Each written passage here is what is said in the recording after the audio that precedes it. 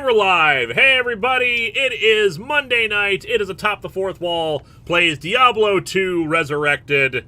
I am joined tonight by, there's probably the smallest crew we've had so far for a Diablo 2 stream. It's just me and Eliza.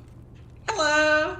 So, I don't know if we'll actually get to Bale tonight, or if we can kill him if we do get to him, but we're gonna try our damnedest. But we also have to get out of hell, so fortunately I have this right here. This little box here, which, is a very fascinating device. It almost seems like it wants to be opened. I lament creating it.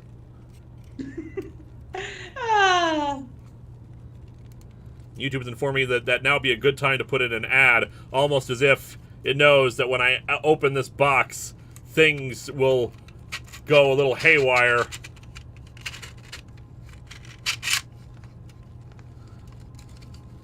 There we go. Okay.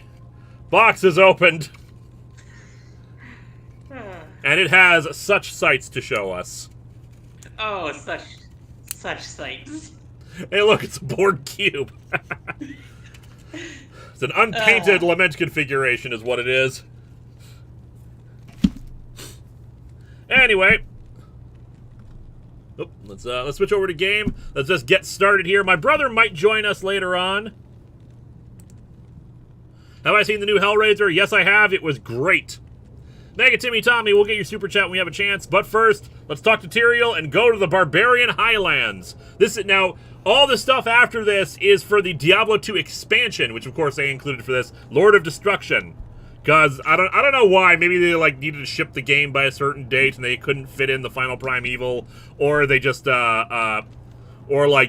had ideas for it they couldn't fit into the original game on its own. Either way, Diablo 2 is fun, and more Diablo 2 is even better.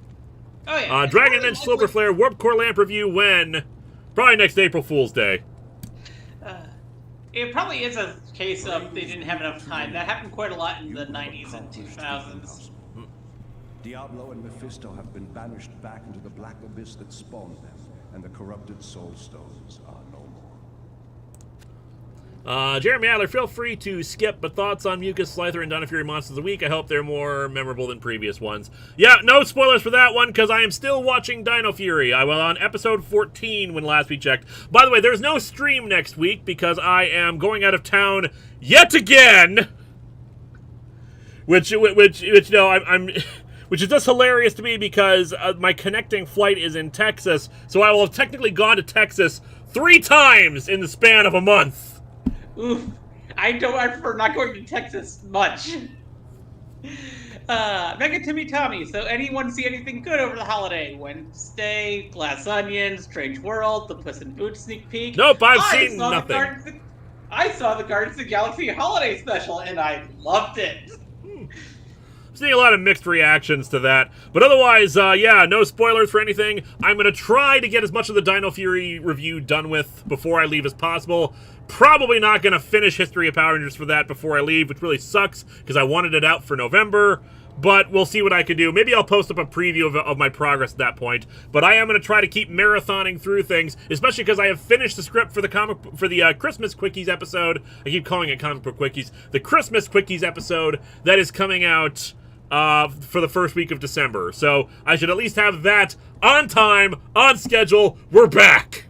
Captain Avenger 1993, you're leaving again. A party at Linkara's place. Viga's probably going to have a party. I'm not traveling with her this time, so she will still be home.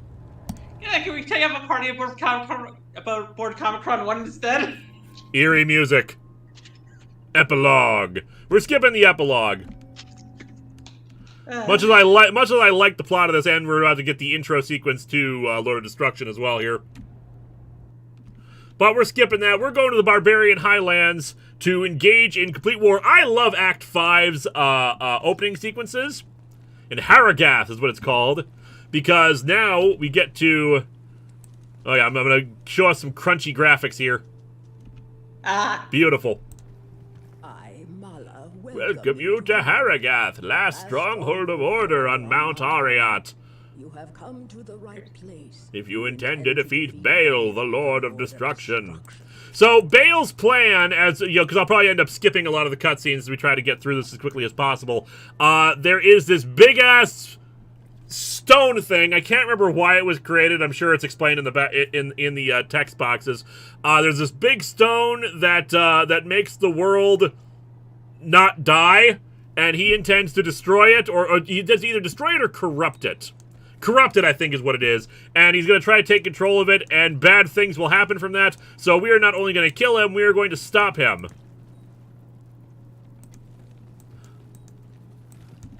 Just sounds like a plan. Yep. Anonymous user, what's your best memory of Kevin Conroy? If you're here nothing in particular, just like, trade repair. Just like, you know, his incredible work, of course. Stop the siege by killing Shank over to the bloody Foothills. I should note one thing here. We are remember the rules. We are not leave the real world at the door. Of course, rest in peace, Jason David Frank. Rest in peace, Kevin Conroy. We are not going to dwell on it though. We got stuff to do. I do want to mention one awesome thing that happened with Kevin Conroy. I was at a convention once as a guest. I was holding a few panels. And I was exhausted because I had been up for like 3 days straight. And I walked into like the room that they have for the guests to rest and stuff and get coffee. Every seat was taken there. Kevin Conroy sees me barely on my feet and offers me his seat. Aw. The most awesome man ever. I can't go in there. Okay. Alright, we need to go outside and start killing things. I love this act's beginning because it actually feels like we're properly in like a siege and war. Because basically, like, we see other barbarians around helping to fight. I'm coming for you.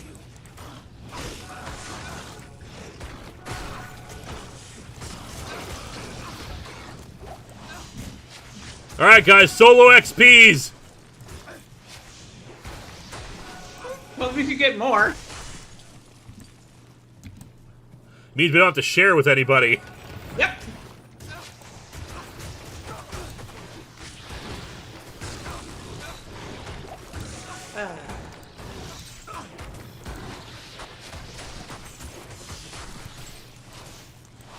Make it to me, Tommy. I met Conroy at a convention a few years back. Got a selfie with him. Wonderful man. As I said, he is a great man. Yep, I never met him, unfortunately.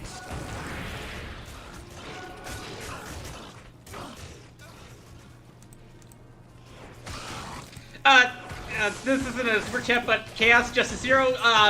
Next up will probably be a Among Us stream, and I have no idea what's coming after that. Yeah, nothing this weekend, but after we finish Diablo Among Us stream, then I believe Hitman 2 is what I said we're doing next. Ooh, Hitman 2 is fun. I've never played before. I've only played the first Hitman, which we did on stream. Stop being infected. Stop being infected. Hurdy purdy purr. I only played Hitman 2. Haha. I'm really looking forward. I know there's because I watched Team 4-Star when they played it. I'm looking forward to the mission where we have to be in like a suburban neighborhood. Yeah. I feel like there's lots of opportunities for fun kills in that. The only reason why I played Hitman 2 is because I have gotten multiple free year subscriptions to PlayStation Now, or whatever it's called. You know, the PlayStation Plus thingy that gives you all the free games. Yeah. And that was one of the games. Ah, nice. And I had never played a Hitman game before, so I'd give it a chance. It was after I saw your review playing a Hitman 1, and I loved it. Beautiful. Clockwork Soul, Hitman 2, The Return of Propano. Propano the Clown will return.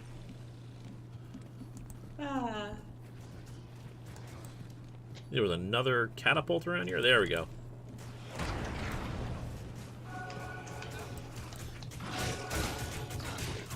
Look at this. This is like a proper battlefield. Oh yeah. And I think the Lord of the Rings movies had just come out at the time too, when this originally came out. So I was all in on Two Towers and, you know, the siege of what's that place called? Helm's Deep. Helm's Deep. I haven't watched any of the Lord of the Rings films since like 2016 when I did a marathon of several of them. I rewatched parts of them when I did the Hobbit reviews a few years ago, just to, and I was like amazed, now that I'm older and better able to like, discern acting and whatnot. It was amazing for me seeing the original scene between Gandalf and Bilbo, and like, of course, there was no Hobbit movies at the time, but like they conveyed, they're such great actors. They were able to. I'm suddenly blanking on his name, the actor who played Bilbo. Let me give you a second. My brain is full of actors' names, so give me a second to think through them. Just like, but I was amazed by the fact that they were able to convey that they had all this history together, and like just incredible. They clearly had been through some stuff together. They liked each other. They were friends, and then you actually watch the Hobbit movies, like, oh yeah, no, I get it. I think that was Ian Holm? Ian Holm, that's right, yeah. What happens when you get a lot of good, really talented people together? Yeah. There's a lot of great actors in that. Oh, somebody posted it pretty much around the same time I got my brain around it. Good times. Alright, where the hell are we going? We're looking for Shank the Overseer, if I recall correctly. Mecha Timmy Tommy, I found your old Southland Tales review. Thank you for introducing me to my favorite bad movie. Yeah, I still at some point want to go back to the Southland Tales review and get it all properly cleaned up, but it shows way too much footage for it to be for me to work on it right now. Plus, I need to get permission from some of the other contributors because one of them was pre-transition, so I don't know how much they care or not. Yeah. I have actually never watched Southland Tales. It's not good. It is a terrible, terrible movie. Ooh, Blade is a unique Here's weapon. the thing. I tend to like a lot of bad movies. I love the Super Mario Brothers movie. So what's it like being wrong? Okay, I love it because it's terrible. It's fine. It's fine. People are allowed to like or dislike whatever they want. I joke. Yeah. The great thing about loving terrible movies is it gives you great drinking games. And sometimes you just need to get drunk. Oh, yeah. I haven't actually watched the Super Mario Brothers movie in so many years. I don't know how I would feel about it if I actually properly watched it again. I'd make it a regular thing to watch it once every 5 years. Which actually means I think it's next year, so the next time I have to watch it. There's too much new media out there to always consume, and there's always all this classic media we want to either watch or rewatch. Yeah, but I still somehow manage to rewatch certain films all the time. Like, I have never missed my yearly rewatch of Back to the Future. Then again, Back to the Future is to me what Star Wars is to a lot of people. I get you. I'm hearing lots of, there we go. Save the Barbarians.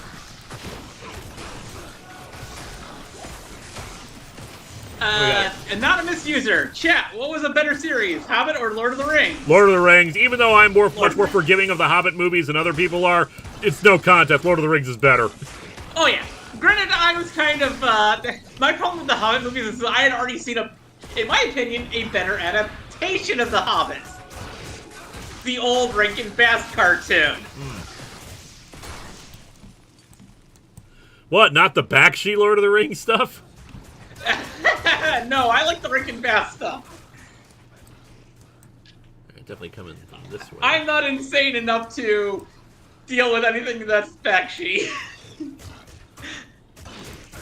Don't like Aruman of the janky animation?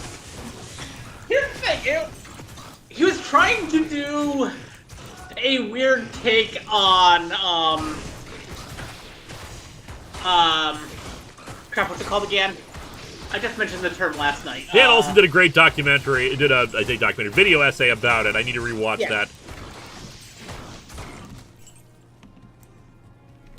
But the problem with all these things is, yes, you look at all these things that explain away a lot of the issues that happened in movies, like the Star Wars prequels or the Bakshi Lord of the Rings, stuff like that. It explains why some things happened, but it doesn't change the fact that they happened. Yep. I appreciate, getting this information because it helps me understand the movie better. But it's still, it doesn't make it good. It just means we get why things happen the way they did. And I just remembered the term, rotoscoping. Bakshi was trying to use rotoscoping without ever having actually done rotoscoping before. And it's an interesting idea, and it was an interesting idea for how to handle it, given the scope of it. But like at the same time, I don't think rotoscoping was the right approach for Lord of the Rings of all things, especially especially when they didn't have the budget for like proper live action stuff anyway. Yeah, and also especially if you had never done rotoscoping before. Rotoscoping's not exactly a thing you can just jump headfirst into. I applaud the efforts to try to make a salvageable film even then. Yes, same.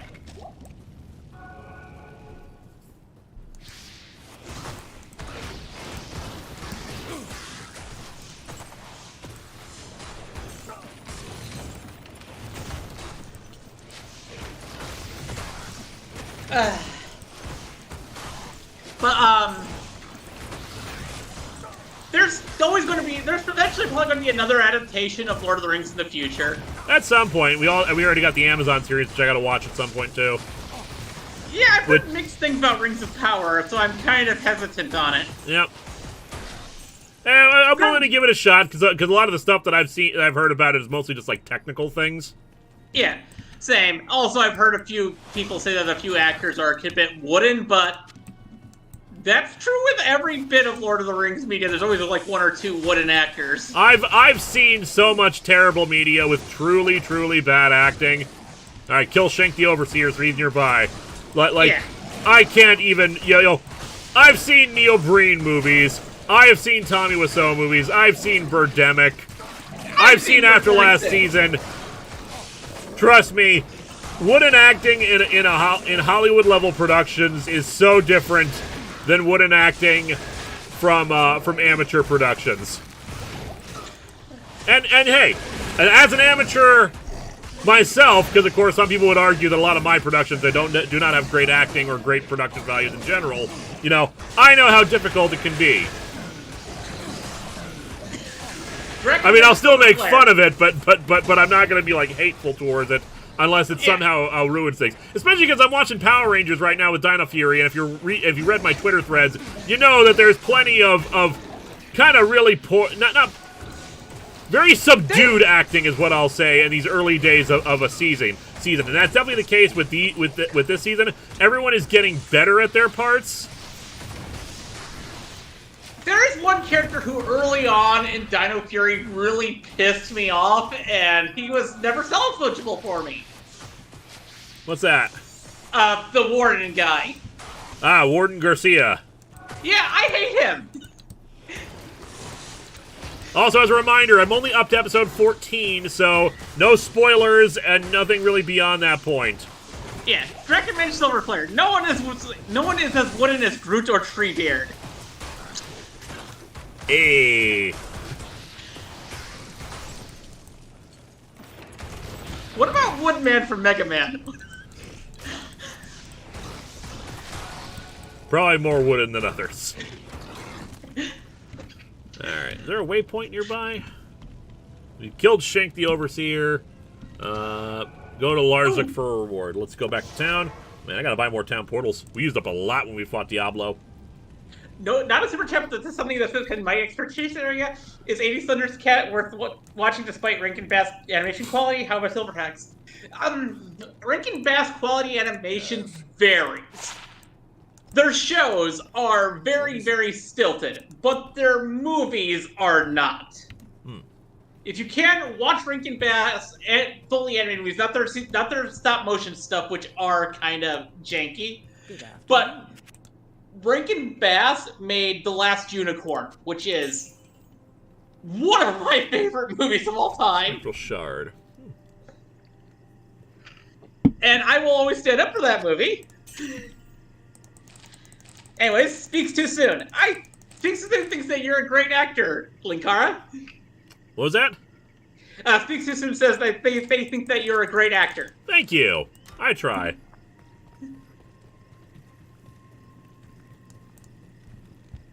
Alrighty, we got... Oh, yeah, we got this thing, too, which I gotta sell. Alright, let's... any things we can combine? Yes, we can combine some diamonds.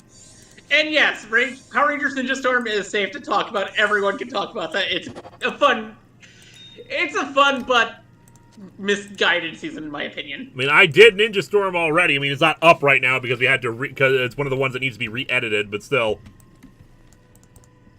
Captain Adventure 1993. Any glitches you found yet for Pokemon Scarlet? Yes, I found 2 now. Nothing major. My writing, the Pokemon I'm writing on, I can't remember its name, has disappeared a few times. The scenery, sometimes will fade in and out. Day and night will sometimes switch very quickly. Especially if I'm in a cave. But nothing game breaking. Like the game has crashed once, but the nice thing about the autosave feature is that it will fix that. I will add sockets to an item of my choice. Do you want to add a socket to anything I have? And in addition to the battle teleportation glitch, I found another beneficial glitch that I'm trying to replicate. Oh? One that makes it where your riding Pokemon goes the double speed even while dashing. So I was like booking it across Paldea. Nice. The thing is, I'm not trying to book it all the way across the thing. I'm trying to explore around. I've gotten 3 badges so far. I'm going to take on one of the next Team Star, which is my concerns. I've turned to my men taken prisoner on the battlefield by Bale's demons. Anything was happened to them. Okay, we gotta find the soldiers in the Frigid Highlands, which is the next area. So I like exploring around. I've only gotten 2 Team Star bases so far, and I have defeated. And I found like 3 Titan Pokemon. But the Titan Pokemon, the only one I was really seeking out because I was curious about it. The other I've gotten just because I realized that they give me new abilities when I, for my traveling across the country when I'm actually moving across there. So the Titan Pokemon is more just for my own benefit, though I am enjoying the story they're telling with that too. Oh yeah, I got all the Titan Pokemon so far, and I've also done 4 badges and 1 Team Star base. Okay, I am going to rant about one thing. This is kind of a spoiler. Feel free to mute the stream for a minute, but I need to complain about this. The game and the trailer and everything boast about the fact this is an open world game, and you can go anywhere. Obviously there's some natural border points. You can't advance because there's a Team Star base and like that, and that's a good way of keeping things in control. But what bugs me is with this supposedly open world context, and they say you can beat the gym leaders in any order you want. But unfortunately, all the gym leaders and all these bases have set levels. Yeah. Because they have set levels, there is a presumed order they want you to do them in. So you can't really do them in any order you want unless you've power leveled all the way through the rest of the game, in which case, half these gyms are not going to, most of these gyms are not going to be difficult for you. And I hate that. I want them to adjust the level as you get other things. I decided to go to the water gym first. Now, I was close to the levels of that one, so I just needed to level up a bit more. So it worked in that, but damn it, if you say we can do them in any order, then they should adjust the level accordingly based on what you have. That's just my opinion anyway. I had the same problem with that because I went to a gym that was more than likely supposed to be middle of the game. Yeah. First. Water gym, I'm pretty sure is supposed to be 3rd or 4th gym. Because I went to what was it again? One second, I have the Switch right next to me. I can just turn it on. There you go. Just let me. It's all dark up there. Anyways, I think I saw another super chat. Well, I can make it to me. Tommy, any thoughts on Nimona? She seems fun. I love Nimona. I love Nimona. Battle! Come on, battle me! When you battle, come on, battle! I love her. I don't know why people hate her. Maybe she does something later on, but I'm really enjoying Nimona. To be honest, I've been loving all the story elements of this game so far. Oh yeah. Like sometimes there are there are rivals that are just oh, we're super positive all the time, And that can get annoying, especially for both Sun and Moon and Sword and Shield being right next to each other. Hop and what's-his-face, they're they basically feel like the same character. It doesn't help that their names are literally Hop and How, which are literally like two letters off from each other. Yeah, so that can be annoying, having to deal with that kind of protagonist. But here's someone who actually does see us as a rival and wants to fight us and like have fun with that. I enjoy that. I'm really happy we actually get a chance to someone who actually sees us as their competition and we can fight them and wants to fight us and get better themselves. I like that. And they're already and they say they're a champion. I don't know what that actually means in the context of this. They're obviously not the same kind of champion in previous games. So there you go. But I really enjoy Nimona.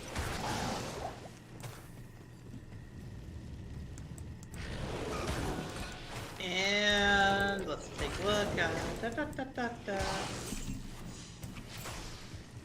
How do you check your badges? Yeah, I haven't figured out how to check my badges yet. I'll just check the map. That seems like a smarter idea. Maybe it's on the profile page? I took on the Alfornata gym first. I can't remember which one that is. Bug type? No, it's, what's that symbol? I think it's psychic, or... Yeah, I think that might be psychic. I did water first, then bug, then grass. I did, psychic, then bug, then grass, then electric. And I didn't realize, I just thought that the gyms being difficult, so I didn't realize that it was a level of the game. Set levels. Yeah. Maybe that's the thing they'll improve for the next game. But yeah, I like being able to go everywhere. I've done most of my time in the game has been spent exploring around, just enjoying stuff and trying to find things. But I've found so many cute Pokemon that I just love. But if I want to do the story, but if I want to do stuff like advanced badges and stuff like that, I think levels should adjust accordingly. Oh yeah. Cameron Time. My worry has been leveling up my mons beyond a point where they'll stop listening to me. This wouldn't be a problem if ESP wasn't shared by default. So here's the thing you gotta understand. While they say that, the truth is that whole they don't listen to you thing anymore only applies to traded Pokemon. No, it also counts for Pokemon that you caught that were above that level cap as well. Ah, okay. But if you caught a Pokemon below that level cap and then level up past it, they still listen. Yeah.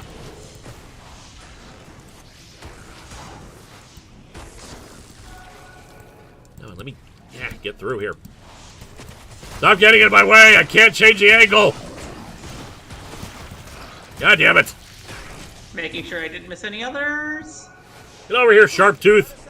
Alcoholic alligators. Hey, can you help me with this? That is appropriate. You can rewatch that now. There's only one more segment I need to make for the DVD of Winter of '83, and then I'll be able to release. Well, I've got to also record the commentary track, but then we'll have a DVD of that out. I was hoping to have that out by the end of November. That's obviously not happening. I am overburdened. Bastard sword. But I don't know why I decided to do Team Star last. It's just I just wound up deciding to do Team Star last. I'm enjoying Team Star. Oh, I like the first bit that I had with that first one I went to. It's just I went to an area where there wasn't really a Team Star base nearby to begin with. Because if you head towards the Morning. west, I think that is? Uh-huh. Yeah, west. You come across two gyms, which are the bug and the psychic gym, and several Titan stuff before you come across a Team Star base. Ah. Get these things. In other words, I went one direction, where there's not really the Team Star stuff. Ah. Alright, let me deposit my money. There we go. And head back. Also, I chose the Grass Cat. I also chose the Grass Cat. I have fully evolved my Grass Cat. I have also. I love the Grass Cat. Indeed. I also evolved my favorite Pokemon, and I love it. I know, I'm looking forward to seeing that. You told me about this already. I consider it a spoiler, so I'm not saying what exactly, but yeah, I wanna see how that goes. I got a Tinkatuff, which I'm trying to get to its final form and see how that looks. That's probably.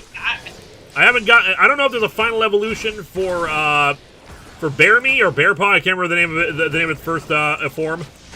Oh yeah, there is. There's 3 stages for it. Okay, yeah. So I'm looking forward to that. The 3rd stage you can only get by having it walk around outside on the map with you. On the map with me. Okay, I got that. Then I got to figure that out because. You just press the right trigger. I know. It's just like, but I'm usually riding around, so. Yeah.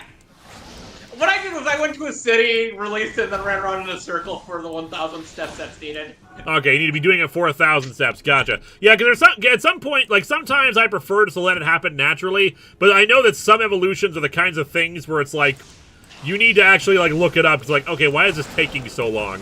Yeah, I got it up to, like, 12 past where it should have evolved the 2nd time.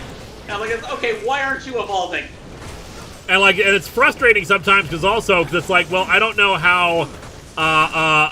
like people aren't just feel like they're expected to know these things, and especially for new evolutions of old Pokemon, I worried it's like, okay, do I really have to look this up? Because I don't want to see it, but I also need to know how it's done so I can see it. Because I'm helping you, hold your horses. I'm kind of killing things right now. Because like especially in Legends Arceus, the ways of evolving some Pokemon is just ridiculous. Oh yeah, yeah, there are some insane evolution methods in Legends Arceus. You have to use a certain kind of move a certain way like 20 times. Yep. And then of course, let's not even get into Runerigus. Is your mask even in this game for Runerigus to be a thing? No, it's not. It's not. It is not. Thank God.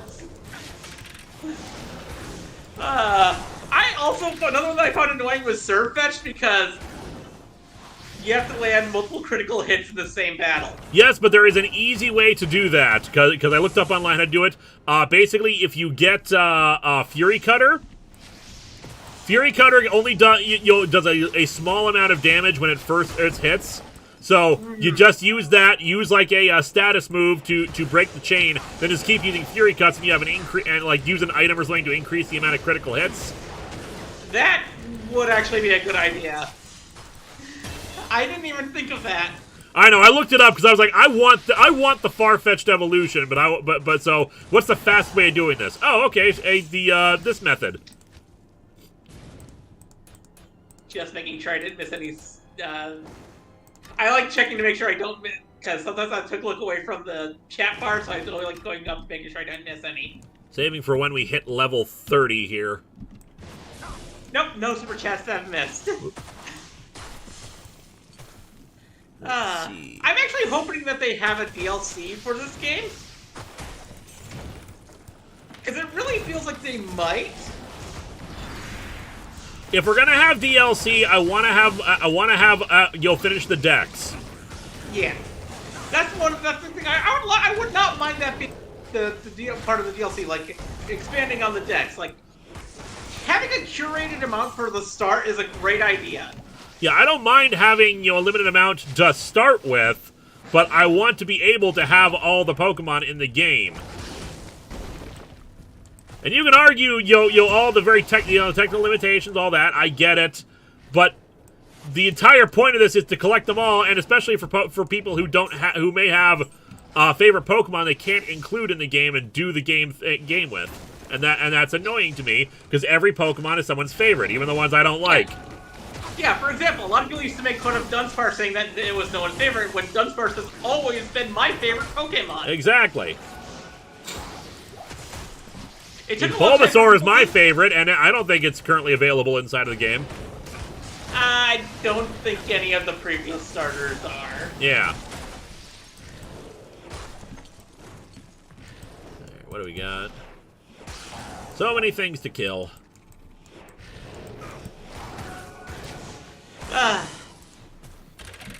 Granted, my favorite starter has actually, I think, changed. Oh. I think Grass Cat might be my new favorite starter. Ah, neat. Which is saying something, because my favorite starter has been the same since Gen 3. Ha. I love Mudkip. Do you like Mudkip? I like Mudkip. I personally do not like any of the Gen 3 starters. I don't hate them, but I'm like I have no favorites there. Which is why when I did Omega Ruby and Alpha Sapphire, my starter was Zubat. Oh, I once did a playthrough of Pokemon Platinum using nothing but Pokemon that only evolve through happiness. But I tried to make something they would never evolve through happiness. So I had to make sure that my Pokemon were miserable. So always got him fainted at every opportunity. Yeah. Constantly had to feed them that bitter medicine. It's especially hard because their happiness goes up as you walk. I know! It was such a hard challenge I gave myself. You decided, today I'm gonna be a monster. Yeah! I decided, this game is called Pokemon, which means Pocket Monster. I'm gonna be a monster that fits my pocket.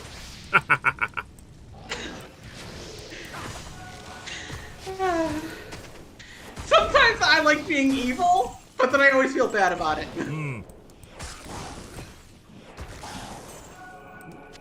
Mecha Timmy, tell me, what happens to the bodies when they hit the floor in video games? Why did they disappear? Oh, hey, do I have a better version? No, I do. I have actually a better version of the thing I'm already wearing. My suggestion of why the bodies disappear is scarabs quickly come up and eat all the bodies. It's the most terrifying explanation. Keep that there. Because if you know anything about scarab beetles in real life, those things are monsters. Demon Rascals. There's a portal to Abaddon. We're supposed to go to Abaddon, rescue. We still gotta rescue 5 more soldiers. Then we'll go to Abaddon. I would make a supernatural reference here, but I'm not sure anyone would get it. I'm sure the audience would. I would not, because I've never seen Supernatural.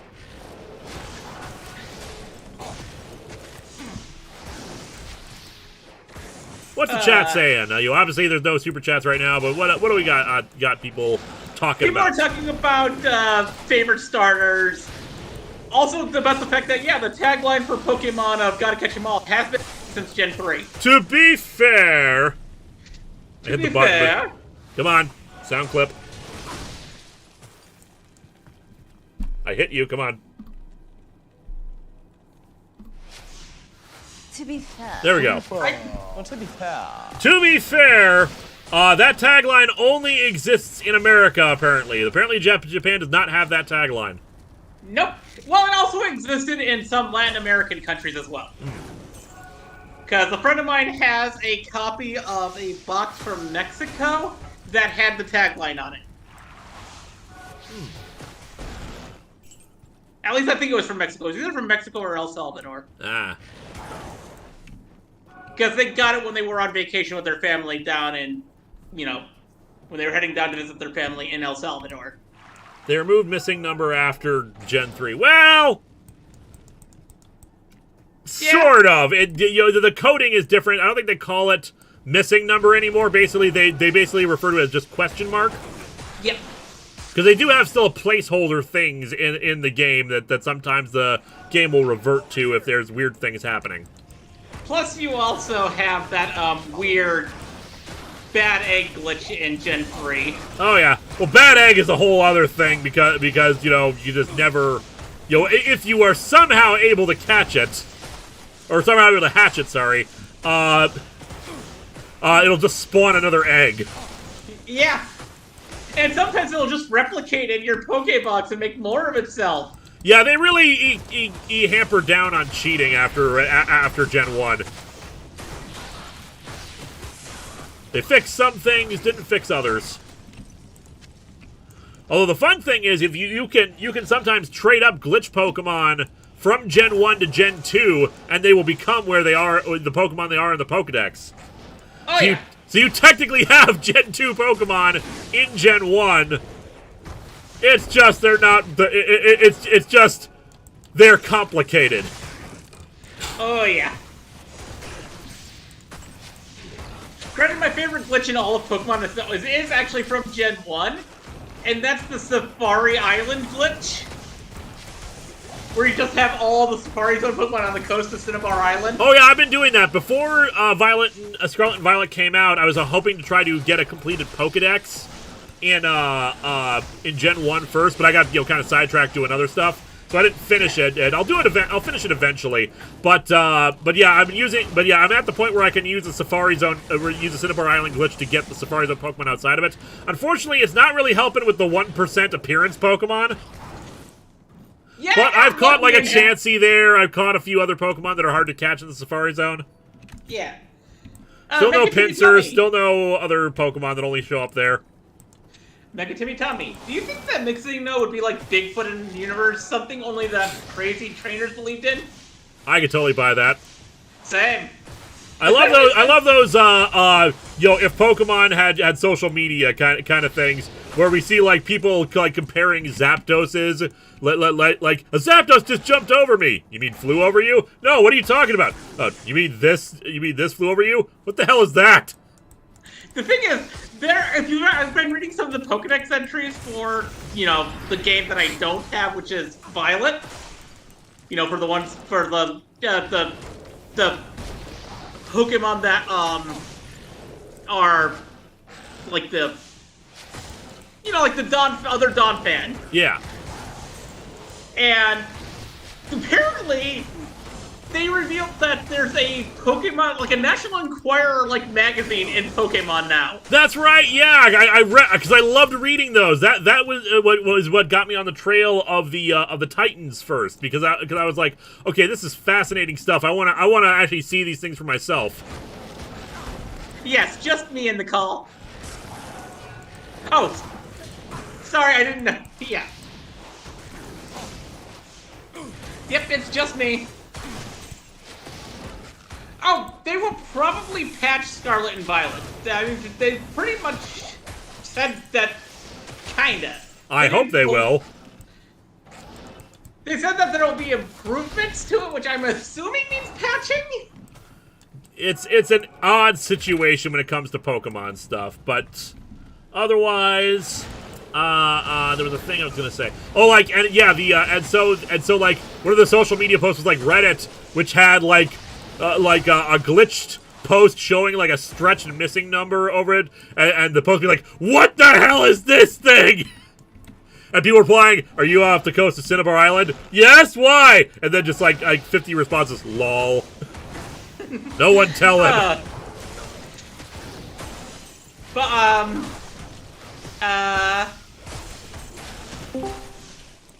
Oh, do we have someone joining us? Yes. Who dare? It's Fez. Fez, what are you up to? Fez, if you're talking, we can't hear you. They're muted. There we go. Now I can hear you. At your service.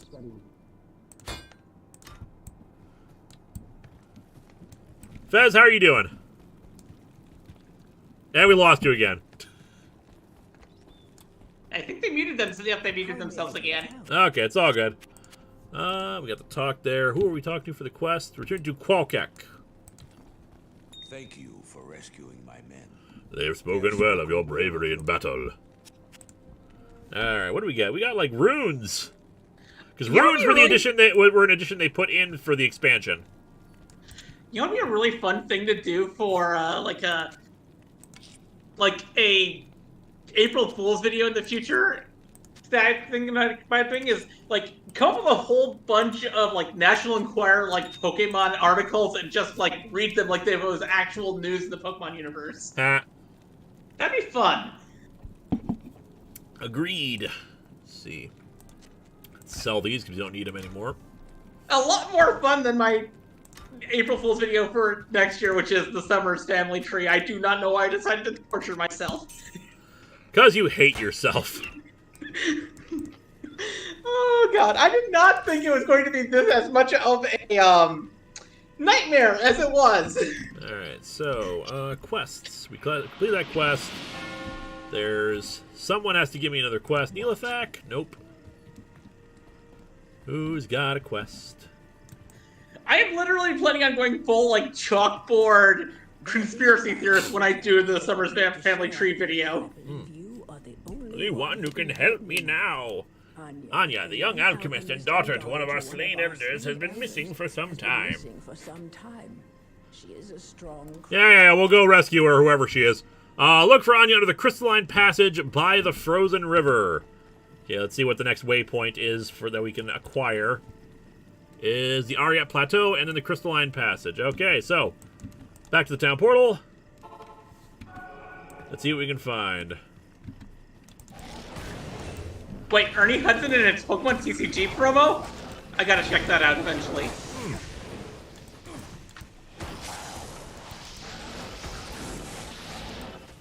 Kill all the things.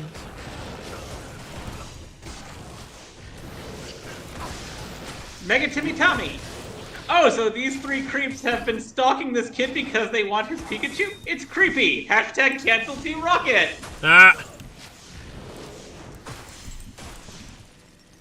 What? Cancel culture has gone too far. If you have to these actual criminals.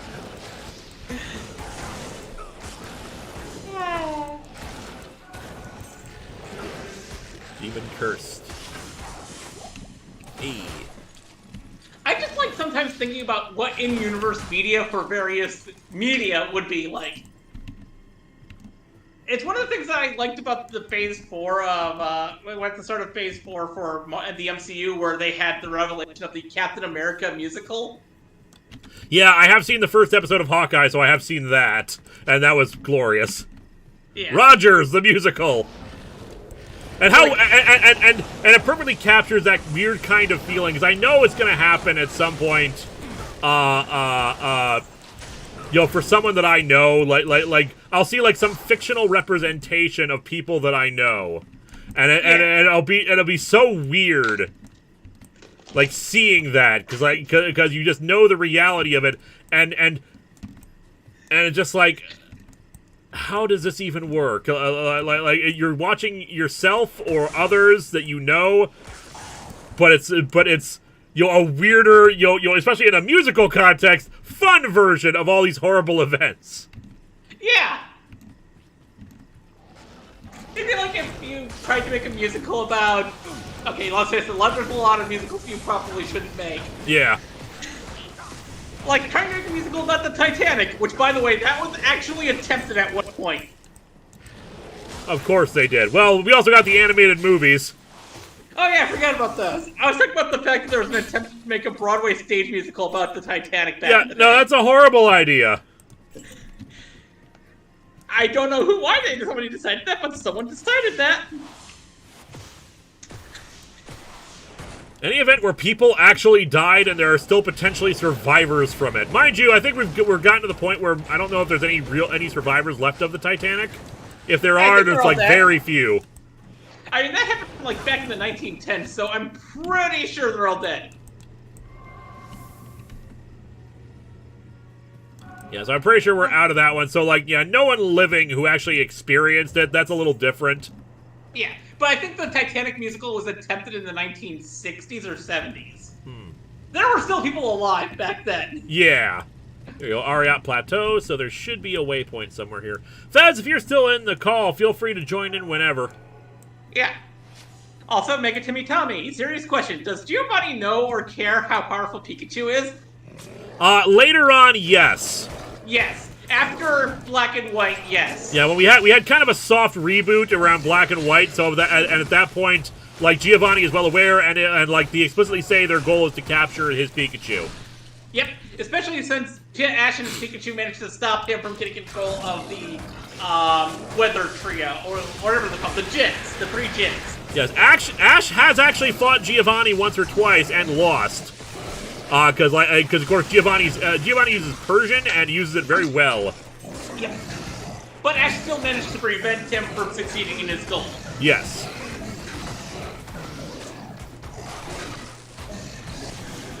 There we go. Amrune. And I got room for a healing potion, so take that.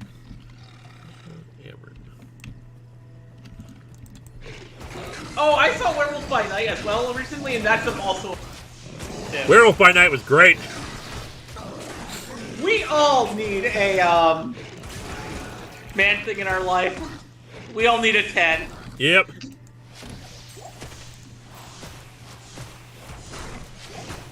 I think the last Titanic survivor was a baby of those who died a few years ago, probably early 2010s. Yeah. But still, the fact that I found out, because I like to research old musicals that never got produced every now and then. And because there's quite a few that were based on comics that were attempted that never got produced. Yeah. Like, there's a planned Batman musical at one point that went nowhere. Yep. Because, oh God, why would you make a Batman musical? There's ways of making it work. I mean, just look at Batman Beyond. Yeah. Or Batman Music Meister. It's Shui. I think that they should make Batman musicals, and that Batman Brave made, they have a Music Meister, which is my favorite Batman thing ever. Music Meister is everyone's favorite Batman villain. Oh. Otherwise, we had It's a Birds Playing It's Superman, which was an actual musical they made into a terrible 70s TV special. Yep. There was multiple attempted Spider-Man musicals. Yep. Watch Lady Emily's video on that on the actual Spider-Man Turn Off the Dark. Fascinating stuff there. The one that actually managed to get produced briefly, which I think was like the 4th or 5th attempt at a Spider-Man musical. Oh me, oh my, oh me. Oh god, I forgot about these guys who can self-destruct when they come near you. I'm looking for Grinning Chompies. Grinning Chomp. Oh, there it is. Oh, here we go. Okay, do a Oh, there you are, Fez. How you doing? New Pokemon. Hi. No, let's keep talking. Okay. We'll get a super chat in a second here. Fez, how are you doing? Not going into it. That's why I'm here. Well, yeah, hang out here as and watch me kill demons. Well, I just wanted to let everybody know that's in Minnesota. There is a winter storm warning. Yeah, I saw that on my phone. Yes. So we're gonna be stuck inside for a few days. So what are we playing? We're playing Diablo 2 Resurrected. Oh, did you get to the cow level yet? No, I think we're actually gonna do the cow level last. Oh. Yeah. We have I think we have one of the components for the cow level, which is Wirt's leg. Oh, wait. Also, this is like the remastered version with the cooler graphics. Let me just switch over to the crunchier graphics to show how this looks. No, I don't watch YouTube in anything higher than 720. So. Well, you can see it in the Discord call. Yeah. But we have a few super chats. I'll find them really quickly. Grinning Chumpy. Is it okay to talk about specific new Pokemon? Try to avoid that because I keep discovering new Pokemon that I haven't seen before, and I'm loving that. Yeah. What about the Flamingo? Okay, fair enough for the Flamingo. I freaking love the Flamingo. Oh yes, I love Flamingo. It's a Flamingo that's your friend. It's literally It's literally Flamingo Amigo. It's just a Flamingo though. They didn't change anything. They didn't make any wild design choices. They didn't give it huge wings or anything like that. It's just a flamingo. It's got a weird neck. It's got a weird neck, and they flipped its beak upside down. Did they? I can't even tell. Yeah, it's literally a flamingo with an upside down beak. But Flamingo is part of my team because it kicks ass. It's a single form, no evolutions, but God, it just seriously is super strong. Megan Timmy Tommy, anyone hear of the Dazzler movie musical? Yes, that's one of the planned things I have planned to do for my X-Men Decoded series. Oh God, I have this huge thing. I've done a lot of research on the Dazzler musical and the Dazzler musical movie and everything related to Dazzler the musical. There should totally be a Dazzler musical. Her entire shtick is music stuff. It was actually intended. They had everything set up for this to be the first big screen Marvel anything with a full Broadway production to follow, and it all came crashing down.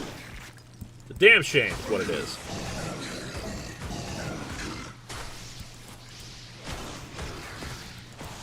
There we go. And I hear this. Does the stream hear the sound effects? Yes. And all that? Okay. Yeah. I was messing around with settings and headphones and mics, and I just had so I have to do this, and I don't hear anything. So I'm sorry if you're not hearing. Yeah, if you're not hearing the game, because Discord should be sharing that. Oh, I didn't click on it. I just was trying not to hassle. I haven't had a very great end of my day at work, and so I'm just trying to unwind a little bit without.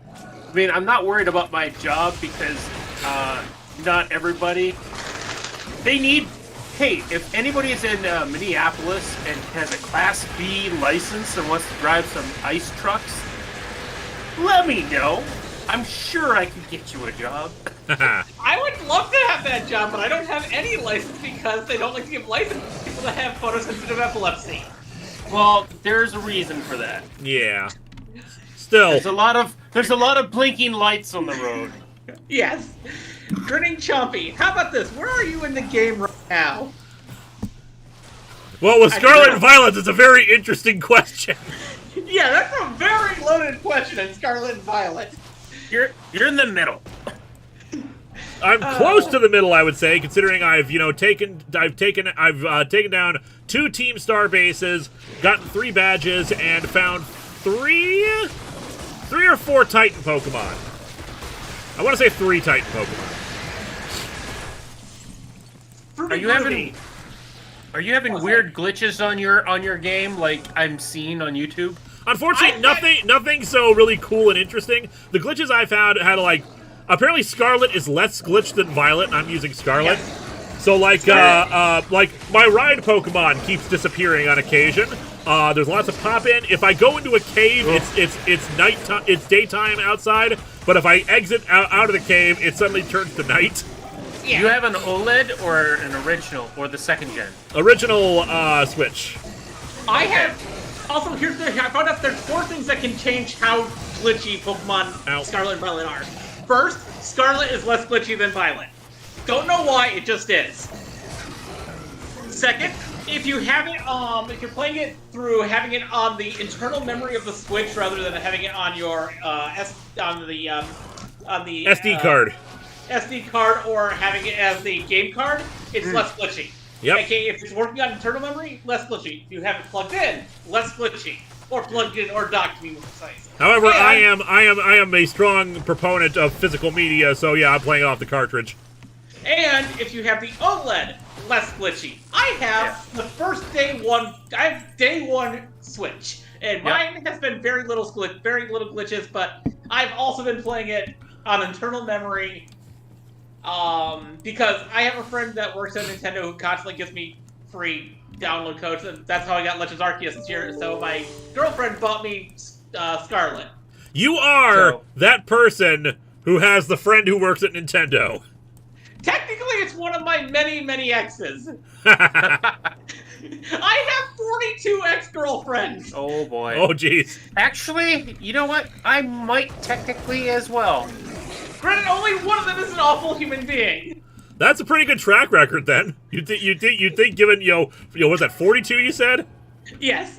You'd think with that many, there'd be a lot more terrible ones. So kudos. Eliza, I got a question for you. Then, feel free not to answer. Do you count as an ex? Do you count people that maybe have just been one-night stands as still an ex, or just people that you've more or less seriously dated as an ex? I've never done one-night stands. Okay. I'm just, however, polyamorous, and I've been part of pretty large polycules in the past. That's hell, probably. Otherwise, I don't know how actually old you are, Eliza, but otherwise that suggests that, like, multiple relationships per year. I'm only 37. So yeah, a polycule makes a lot more sense then for that. I was once part of a 12-person polycule. Oh, jeez. Interesting. Let's go to the flow chart for this. Besides that, so I have a day one switch. I have the hand box switch. I have the red box switch because I was going to sell the original to someone, but I misunderstood and they weren't ready to buy. So I had already bought the secondhand one. So now I have two. Whoops. And one just sort of stays under the TV, connected always. And recently, I bought and not unboxed it because I found it randomly in a Target, a Pokemon Special Edition OLED. Ooh, nice. And I'm going to sell that because I know I can probably make more money off of it unless I know a friend that wants to buy it. I would love to buy it, but I don't have money. See, that's the problem. I'm tempted because hey, better memory and all that. But the thing is, for me, I want to upgrade to a Switch Lite. Actually, I want a more handheld version. You want to downgrade? I would call it a downgrade. Well, okay, since you have the hand box Switch, it would be an upgrade. If you had a red box Switch, it would probably be a downgrade. I have Generation 1 Switch, so... Same. Yeah. But the reason why I want one, because mine is falling apart in places. Ugh. Like, What are you doing? Nothing, it's just... I treat it very well, it's just I've moved times. That's why there's a box it goes back into, or you get a case. I got a I have case. a case, it's just that every single time I move, it shakes around in the case a bit, which has caused the kickstand to get to the point where the kickstand doesn't work anymore. You've got the wrong size case, then. Okay, so I gotta 3D print you a kickstand and send it to you. Well, I gotta tell you a story about an ex, actually. Technically, an ex-fiance. We are still friends. She was terrible when it came to keeping her vehicle clean. It was like as if it was not a thing that could possibly happen for her. I have cleaned out her car twice. I have cleaned out her purse once, and never again because her purse bit me. Why did her purse bite me? It's because she had some unclosed buttons in her purse. And I had reached in to try to clean out the garbage, and it stabbed me. So Ugh. I always say her purse bit me, because that's how I felt it was. It was vindictive, and of her purse, and her vehicle. Well, a lot of us are probably guilty of this, of throwing trash in the passenger side when you don't have anybody else that rides with you. And that's where all your garbage collects. However, when the trash comes up to the seat and over the seat, That's gross. that's an issue.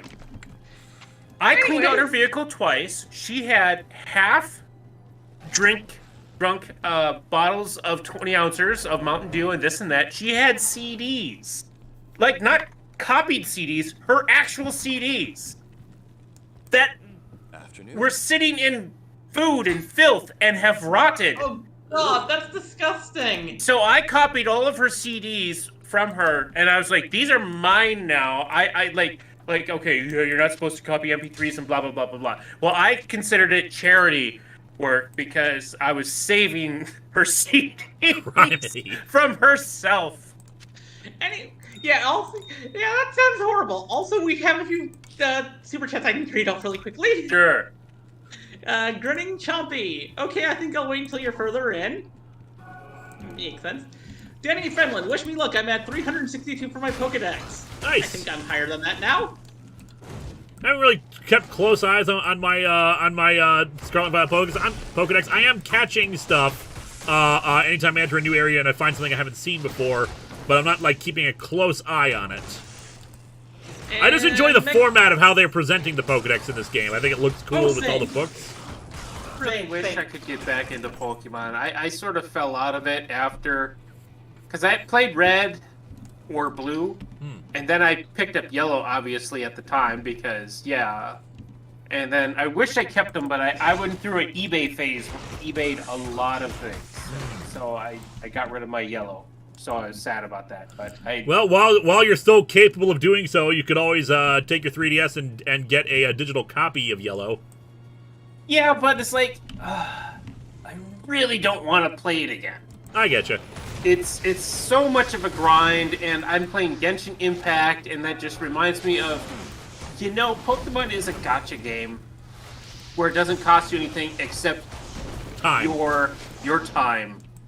And I don't have that right now, so I'd probably use an action replay and I would probably just get everything, just so my ADHD part of myself can just have, okay, I got them all.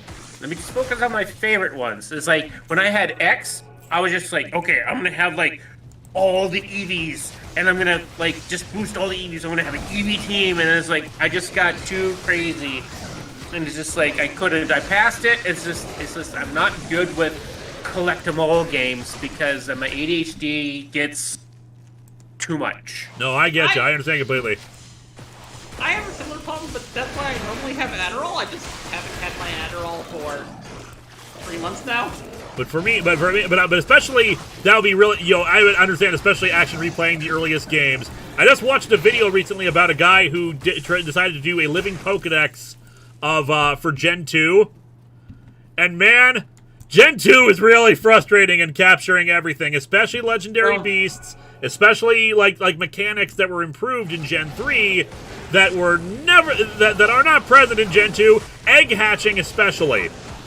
Oh, Gen 2 has some of the worst things to do living Pokedex in because you have to do things like all those 1% Pokemon out there. Yep, and when it comes to the egg hatching, modern day egg hatching is fairly simple stuff. Like a good 60-70% chance of an egg appearing, not hatching, appearing in the daycare after 256 steps. No, that number is considerably lower in Gen 2, more like 3%, depending on what you have in there. Like, having a Ditto in there in place of an actual Pokemon lowers the chance considerably. Yeah. And for some Pokemon where you need to get the babies in order to either complete the dex or get another copy like Hitmonchan, Hitmonlee, Hitmontop, that could be really frustrating. That sounds terrible. You need to get the babies. Yep. Gen 2 and Gen 4 was obsessed with babies. I like a lot of baby Pokemon, but some of them are ridiculous in how you have to get them. And the original Gen 2 beta, which we played on stream a few years ago, they were going to be even more baby Pokemon that they cut out. There was Baby Tangela, Baby... an early version of Baby Magmar, which didn't come until Gen 4. There was going to be Baby Vulpix, Baby Doduo. Baby Growlithe. Baby Doduo had 3 heads, which was really weird. Baby Vulpix already looks like a baby. I know, right? And Baby Tangela, wouldn't that be just like a worm? Wouldn't that just be like one It's tendril? adorable. I loved It'd it. be one tendril. It was basically like think of an Oddish, but with no mouth and a bunch of hair on it. Yeah, it's really adorable. And we have a few more super chats. Mega Timmy Tommy. Okay, I gotta ask, who knows of the slasher parody of The Grinch coming out this weekend? I am aware of it. I've only heard about it recently. I don't think it'll do very well because I think didn't that Winnie the Pooh slasher come out too, and no one's talked about it. Yeah. Yeah, but that was just a proof of concept. And Grinning Chompy. What's your current Scar Violet team, Lewis? Let's see. I have Final Evolution for Percutito. I have Flamigo. I have the Minecraft Pokemon. I can't remember the name of it off the top of my head. Its nickname is Crate, because salt. Let's see, what else do I have? I have I'm using Tinkatuff right now, though I swapped that out from the Wooper evolution, the Paldean Wooper evolution. Oh, I missed one? There was I'm using the cricket Pokemon and its evolution, the Kamen Rider looking thing, But I actually, but I named it Tricket in honor of a rumored Pokemon from Gen 1. Supposedly, if you beat the Elite Four with only bug types, and using no HMs to get through Victory Road, you can encounter the Pokemon Tricket. Let's see what else. What else was there? I have the Electric Bear, Pawmi or Pawmo or whatever, which you've just explained how to get its final evolution. Yep. And I'm trying to think. There's one other one. I think there's a waypoint in here, so I want to grab that. There is one other Pokemon I'm trying to think of. What did I use? It's not. Is it Fairy? Is it Steel off the top of my head? Did I list off 5 or did I list off 6? I wasn't keeping count. I really don't know Pokemon. Vergatito, The last game I played was X, and that was since Yellow. Cricket. Yeah. So I really don't know many of them. Cricket. What was the other ones I listed? Crate. It probably messed with my ADHD too much. There's one more. An Electric Bear. I think I actually did list 6. I think I'm good. Yeah. But apparently I missed one and I just went behind it. Pretty groovy. Flamigo's body is actually a boxing glove. Flamigo! I forgot Flamigo. Also, apparently, wait, Flamigo's evolution actually just sweeps teams, so glory to Pepperboy forever. So wait a second. Flamigo's face is a fist? No, its body is actually a boxing glove. I need to take another closer look at that, because that is not obvious at all. Yeah, I didn't notice that either. I'm going to take a closer look at that. Peekaboo is the greatest rumored Pokemon. Only in that it was technically a real Pokemon. It's just we just made assumptions about it because of a mistranslation and because of the and because he kind of looks like Pikachu. Yeah. I would say Flamigo does not look like a boxing glove. I don't see it. I really don't. By the way, Sorry. level 30, that I want to bring up, and that's something that Aaron Martin said. By the way, Eliza, I enjoyed the Power Rangers RPG you did. I will finish watching it once the Pokemon stuff calms down. Also, there's a second episode of that coming out as soon as I'm done with my move. Because I have not been able to edit any videos for the last 3 weeks. Because I've been packing. And I hate packing, it causes so much stress. I sympathize. I am glad that this trip that I am taking is the last one of the year and probably for a while. Oh, Zen's in chat. Hi, Zen. Hey, Zen. Hey, Zen. Eliza, I'm wondering where you're seeing super chats. I'm not seeing anything. The last one I see in live chat is from Danny Fenlon, which you've already mentioned. And I've seen like some... Pretty Groovy said that in the chat that I missed the super chat, so I went back up and I found it. Gotcha. I'm really good at finding chats that were missed in the thing because I remember all the ones I read. Danny Fenlon, if we use all the strength in that truck, we'll get Mew. Yes. I'm so glad they in one of the remake games, they actually, I think it was like Heart Gold Soul Silver, they actually did put a truck nearby the docks, and like, well, you can't get Mew underneath it, you can get a lava cookie underneath it. Yeah, they've actually had that since Fire Red Leaf Green, where they've had the truck being able to be reached and there's an item underneath it. I know, that's cute. That's a nice nod. Yeah. In Twitch Plays Pokemon, they eventually made a revised version of Red version, when they did another playthrough of it, where they changed a bunch of mechanics, made a bunch of Pokemon useful, and they actually did make it so you could move the truck and created a dungeon where you can catch Mew. I actually worked on making a Pokemon ROM hack once. I never finished it because I was in college. And the ROM hacking tools back in around 2008, 2009 were not the best. Glacial Trail, I think is the next section. I made a ROM hack of Fire Red called Lightning Yellow that I put every Pokemon capturable in it. I was adding in sprites that I was making myself of the Gen 4 Pokemon putting in there. I think it's time to stop doing the dual release. Honestly, you're probably right. Yeah, I will say this. The best experience I've ever had playing a Pokemon game was Legends Arceus. Which, only the single version. You can catch every single Pokemon in the game. I don't even know why there's a trade system. Actually, what would be better is that, like, if they still did the duel or whatever, and then it's like, fine, here's the DLC for the rest of it, but don't make it full price. Because it's it's not a full price game you're paying for. It's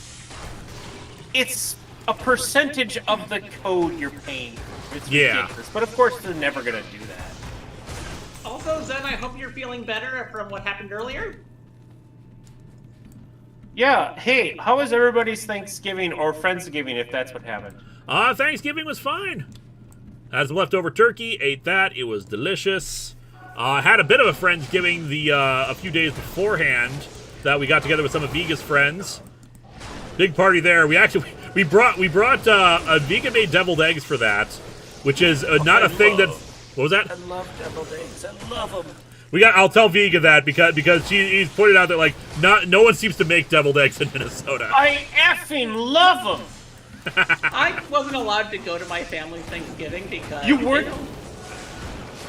They don't like me being there. They don't want me being there because they felt that me being there would cause arguments because... Then F them up the A. You can come to my Friendsgiving. I am one of the only LGBT people in my family. I don't know you, but you can come to my dinner. Eliza's good people. I try to be. Everyone needs to move to Minnesota, where we have winter storm warnings, but it's a lot nicer place to be with lots of good people. Well, there's also horrible people here. But Well, that's true. I mean, there's no perfect place on Earth, unfortunately. But True. I found that all my friends who end up moving to Minnesota always love it more. Well, I would say my wife and I went finally on our honeymoon, and we went to Iceland. And I would say that's a perfect place because it's about half the size of Minnesota and only the population of Minneapolis. So there's so few people, and I love it because I don't like people. Your pictures of Iceland were gorgeous. What a lovely, lovely country. I know, and it's like if I won the $2 billion lottery, I would probably move to Iceland and buy some land and become a sheep farmer. Well, what kind of farmer?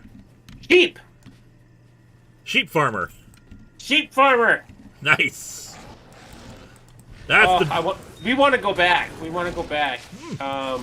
It probably cost us maybe around $10,000 to do what we did, but that also included $1,000 is probably what we spent on the vehicle rental and gas. Also, a very nice hotel and a very nice restaurant that was in the hotel. Wonderful. Well, when it's your honeymoon, you splurge a bit. Yeah, but going the second time would probably be like much less than that because we'd probably like go the tourist route because we went very far off the tourist route for this one. But we saw so much. Melissa's really great for planning stuff, and she allotted enough time that we ended up dropping by random places that weren't like on the itinerary, and we just were like amazed and surprised. In Iceland, there are, what do you call them? Where the hot springs. Yes. But they call them hot pots. And once we figured out what a symbol on because they use a lot of symbolage instead of words for signs, and we found out one particular image meant there's a hot pot nearby. And so once we learned that, I was like, I remember seeing that. I'm gonna look for that. And we found one. It was just off the road. You couldn't see it because you had to like go down off of it was like a 20-foot cliff. So it's like there's a very short path that went down to it. There was no one there. So we had about, like if 10 people stood up in it, it'd be about that big. So we had that all to ourselves for an hour and a half before the next people showed up. It was fantastic. The air was like 8 degrees Celsius. It was super cold, but the water was like 40 degrees Celsius or something like that. It was like 90 degrees Fahrenheit or something like that. It was awesome. Nice. And we just sat there, just listened to nothing, and then occasional beeping of a construction vehicle backing up. Because they were working on the roads, because what else is there to do in the middle of nowhere but dig up the ground nearby and make a gravel road with the rock that you dig up. Iceland is awesome. Nice. We went to Onicon earlier this year, and one of the reasons we always go there, they treat guests very well down there. and they Nice. and the end of the night we stay at a resort, so they have a heated pool in Texas. But the thing about Texas is, while it does get cold at night, but it gets cold like 50 degrees cold, so tolerable cold for Minnesotans. And then the heated pool there and a what do they call? I've suddenly forgotten. Like hot tub. So like it just feels so good. Plus an open bar. Just a nice thing to end the weekend out on. Nice. Oh, apparently there's a Mario movie direct tomorrow. Yeah, I think they're so we'll see more of Chris Pratt's Mario voice, no doubt. Okay, here's the thing. That's like the only downside I've seen to the Mario movie so far. It looks amazing. It's probably Yeah, going to it's be like- absolutely fine. It's like, why Chris Pratt, other than he's popular right now? But it's like, come on, we need like a thick Brooklyn accent, or like the guy that already voiced. The problem is the reason why a lot of our TV show people do not play the voice actors in the movie is because of unions. So there's there's film unions and there's TV unions, and they very much don't cross. Otherwise, we shouldn't. It's like that's why you never like in a theatrical movie you never actually hear the TV show voice actors, is because of that. So it's a bunch of red tape for them, which is sad, Legal because rights. we'd love to hear like Roger be Sonic the Hedgehog in the Sonic the Hedgehog movie, because that's the Sonic the Hedgehog voice. Rights issues are bull crap. Where your union is based out of, but I used to be part of the Screen Actors Guild for several years. Really? Yeah. From 2005, I think it was either 2005, 2006, I actually became a member of the Screen Actors Guild until 2010, where they booted me out of it because they realized I had failed to pay my multiple years. Well, I mean, that's just on you. I didn't realize I was supposed to when I didn't have a role for a year. You gotta pay to be in the guild. However, I was in the teachers union for a while, and I'm still on their mailing list. But because I used to work as a paraprofessional, but I haven't paid any dues, but I still am on their Then again, newsletter. My agent was supposed to do the filing of that for me, so that's not really on me, it's on my agent. Ah. So you got an IMDb then? I did, with my dead name, and I'm not telling anyone that. Yeah, that's fair. Oh, okay. Yeah, I was thinking about trying to get one of the IMDb premium accounts and making all the proper edits for Lewis and everybody on the proper things and uploading proper images and such, but it just kind of got away from me. I'd love at some point. I need to go check and see what the budget of my show is, because IMDb always like has estimates for those, and I'm always curious about how much they think the show costs. But, Like I think at one point, my show cost $15,000 to produce. I doubt that. I don't keep I keep enough of track for tax purposes. I don't think it costs that much to produce an episode. Yeah. But, How much was the movie? $63,000 $63,000. yeah. for a low budget indie movie. I think we did pretty well. And I Oh, yeah. tried really hard. I'll let everybody know I was trying really hard to be the best boy, but it was not to be. Look, I was look! only- I already I was only- promised that role to another person, and I was and- second best. Yep, and the problem is you can't have two best boys. By definition, one has to be the best. Yeah. But you did a I was- phenomenal I job with was that, just- and you put together the documentary for the making of. Yes, and I was just boy. Yeah, I wish I mean I made the behind the scenes I basically made it mostly as you requested it. With the interview questions and the splicing in between. Yep. And as far as oh man, I'm forgetting the names of everybody now. I probably shouldn't bring it up then. But No, yeah, it was very fun, and there's still a ton of footage that wasn't used, but it's like a lot of like. There's Just only like behind the very scenes shots, random people pieces. doing stuff, but it's not very interesting to actually watch. Right, there's only like very few random pieces here and there that aren't really connected. That it was more so if you were there, it was great, but if you just caught a snip of it in the DVD, it wasn't like, oh, I get it. Yeah. You know, Me going so. on the 10-minute rant about Frank Miller getting to do Dark Knight 3. No, that was in. I know that was it, but I'm just saying, like there's not tons of fun moments like that necessarily to call upon. Yeah, because no one would get it, but it was still fun. It's like I'm always of the proponent of film more, cut later. Yes, I Because completely you agree. might miss something. In addition, for those who don't know, Fez also is the physical actor for the Bandit Chief, and he was one of the scientists in Winter of '83. Yes. Oh yeah, that's right. I was also one of the scientists in the movie. Yep. Yeah, that's right. You were also one of the Kyle Estes crew.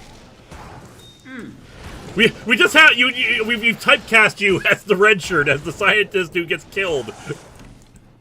Yeah. So Zen says I was also in episode 400. I have no idea which one that was. Episode 400 was Sergeant Pepper's Lonely Hearts Club Band. You let me use you were still cleaning up your basement, so there was a lot of room in there to set up a green screen. So we filmed 2 songs down there. Right, that's right. I was holding the script, and then you pulled me off the camera and to yell at me while you're singing. It's one of the most funniest and memorable moments of that. I've quoted that bit several times now. And we have another super chat. The Renfield. The one thing I certainly want from the Mario movie is Toad being Princess Peach's anger translator. Yeah. Sorry, just wanted to get that out before I lost it. It's all good. So many things trying to kill me. Let's see. What else have you done? You also... I was in... You did one at one of the Minnesota Comic Books Association convention, and I had one of the Doctor Who things, and you were trying to fix your gun. Yep. See, what other roles have you played? You've but I also helped you film that one, too. You helped me film some of the long box Twilight Zone episodes. I filmed them all in your space because again, you had that big space, and it was really good for that. And you could hold up the teleprompter for some of the weirder shots I wanted to do. Yeah, that was also the space that we used for some of Bandit Chief's bunker. Yes. Because we still hadn't put stuff away, so it really looked like a bunker because there was crap all around and things like that. I still have some unused footage which I could still potentially use if we ever finish that arc. Yep, we're close. I've set a hard deadline for when it needs to end. Like it's either late January or early February because there's a Patreon sponsored episode coming up that would be perfect to end on. And if I don't end it there, then screw it. I'm just making a video explaining what the hell was supposed to happen with it, because this needs to end. There's stuff there's other storylines I need to do. Because they are, because, like, we have future stuff that is dependent on this next storyline to happen. Yeah, COVID is kind of a bee. Yeah, we've... There's been COVID. There's actor availability. There's effects work. A lot of effects work because this is probably the most elaborate effects work storyline we've ever done. Maybe only second to the Sleepwalker because the Sleepwalker stretched out over 3 years or so. And then somebody changed the channel. Yeah, that was a whole thing too. I can't get any reshoots for any of the news people. So what I've got is what I've got. That is true. But yeah, no, it's that's one thing I did when I just stopped doing webcomics, and it's like, without going into it, I finally, years ago, I had just made a post of, this is what I was going to do, this is how it would have ended. because it's like one thing I didn't like about webcomics that I liked and followed was like they just would go on indefinite hiatus forever, and it's like, well, that sucks. So I at least wanted to give the very few people that read my webcomic, at least this is where I was going with it. So some closure at least. I should do that with if anyone ever asks about future plans for Lightbringer, I probably could go into that. Though I probably have forgotten most of what I was going to do for that back in the day. 13 life, lightning resist, cold resist, poison resist, +4 to strength. What do I want to? I could probably get rid of some stuff. Speaking of backpacks, have you played Save Room? Save Room. I don't think I'm familiar with that. Nope. I know it's on Switch. It's Save Room. It is basically a Resident Evil save room. And all you do in each level is try to put all your stuff into your backpack, and you have to combine bullets into your guns or herbs together in order to reduce what you have in order to fit everything in your backpack. So it's the basically mini game, quote unquote, of Resident Evil save rooms, but just that. Pretty much what I do every single time I play Resident Evil anyways. Yeah, it's pretty fun for how cheap it is, and it's just like there's 40 levels to try to rearrange your guns, your bullets, and food and health, and it's like you can reload the weapons, you can take some stuff to refill your health to minimize what you got, and Oh, I just realized something. As soon as I get to the place where I'm moving, I'll have to try and find all my Resident Evil games because I need to do my Resident Evil yearly Resident Evil-a-thon. Kill me now. Eliza, have we met before? I don't know. Have you ever been to Minnesota? No. Then we have not. You must. I'm only on like the streams very infrequently, but I know I've heard of you before. So. Speaking of, Fez, in 2 weeks, because I'm going out of town this weekend, in 2 weeks we're probably gonna, actually maybe not in 2 weeks, because I don't know, we're probably not gonna finish Act 5 tonight. In a few weeks, we're gonna do Among Us, so if you want, I can send an invite to you and Melissa to join us for that. Yeah, you sure can. Just let us know ahead of time, and then we can tell you whether or not we're actually available. Would it be like a Monday night? Probably more like a Saturday night, but it all depends on people's availability. Oh, maybe. Yeah, if it's in the night, it's more likely. Yeah, with Among Us, I have to set a date and stick to it, just because it requires 15 people all coming in at the same time. Sure. Is it cross-play? I believe it is now. Yeah. Okay. So it's available on Switch. It's available on. You have played Among Us with me before, right? And I think I just was on my phone at that time, which is super hard to try to. I know. I've tried to play Among Us on a phone before. That is such a pain in the ass. Yeah, it is if you're not doing anything that doesn't have like a voice chat component to it, it's like you're always going to be voted out because you just can't type fast enough. Yep. Why we have everyone in the Discord call at the same time. And we have another pretty groovy super chat. To quote How I Met Your Mother, you want to make God laugh? Tell him your plans. Man plans, God laughs. I thought God loves, man kills. By the way, that's one of my favorite comics of all time. Indeed. And that's what I consider to be the definitive Magneto comic. Because it's the point where Magneto starts switching from being a villain To being anti-hero? to being an anti-hero or the hero. And then back to villain and so forth. Oh, okay. I hate them whenever they revert Magneto to a villain because he works better as an anti-hero or a hero. Yep. Alright, what else we got? I mean, in the movies, it's totally understandable. I don't remember if in the movie I don't remember if in the movies he was like, all humans have to die. I don't think that's what it was. No, in the movies he wanted to convert all humans into mutants. The Ancient's Way. Then he was Still kind of on the problem. run, just and for doing in the second one. I can't remember what. I haven't watched the original X-Men trilogy in so long. In the first No, movie, I'm talking about the not the original. I'm talking about the not Patrick Stewart one. The James McAvoy ones. Yeah. In the McAvoy ones, in the first film, he just wanted to kill the Nazis, and also then he wanted to help mutants live apart from humans. But then after trying to help a mutant become president, and that president mutant being killed and him being blamed for it, he decided to try and kill Nixon. Because, yeah, who doesn't want to do that? Yeah, I mean, you know, understandable, but, you know... Probably bad, but understandable. I don't think he big pictures as much as he thinks he does. No, in the McAvoy stuff, he does not big picture at all. It's very reactional, I mean, I totally understand. His feelings are valid. I will say this, I have problems with almost all of the X-Men movies, but that's because I'm a X-Men super nerd. Sure. I literally can tell you the exact order every single member of the X-Men joined the X-Men with the issue numbers they joined. I'm Off the top of my head. I'm sure it's so complex it's very hard to pare down for a movie, you know. I'm sure that's where it really comes in for all these very complex ideas and such. Because if you really...